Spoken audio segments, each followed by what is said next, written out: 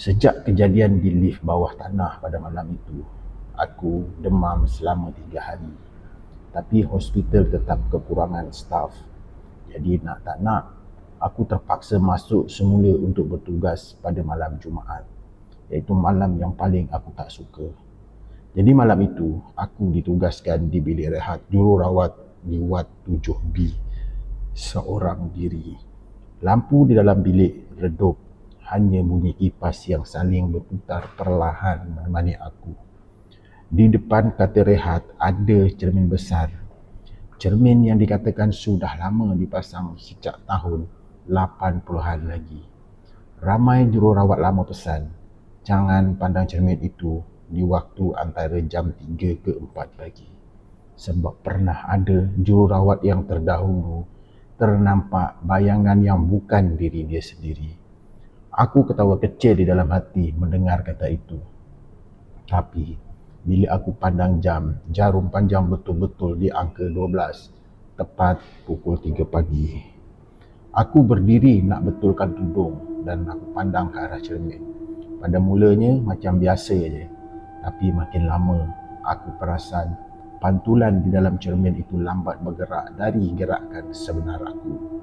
Aku pusing kepala ke kanan, tapi bayangan dalam cermin masih pandang ke depan. Dan bila aku pandang semula, aku nampak sesuatu di belakang pantulan aku. Seorang pesakit perempuan sedang duduk di atas katil rehat dengan rambutnya yang basah bermata kosong.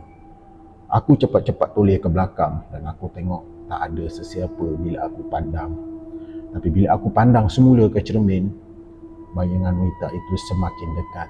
Dia cuba melangkah ke belakang, tapi aku terasa berat. Dari cermin tu aku nampak tangan pucat keluar perlahan-lahan dari bahu pantulan aku, macam nak tarik aku masuk ke dalam cermin. Aku menjerit kecil dan terus empas muka ke cermin dengan tangan.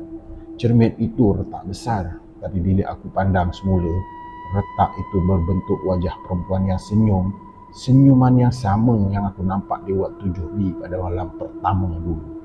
Aku terus lari keluar dari bilik dan terus ke stesen jururawat.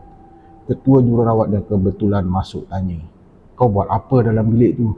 Aku tunjukkan tangan berdarah dan jawab, "Ada orang dalam cermin tu, Puan."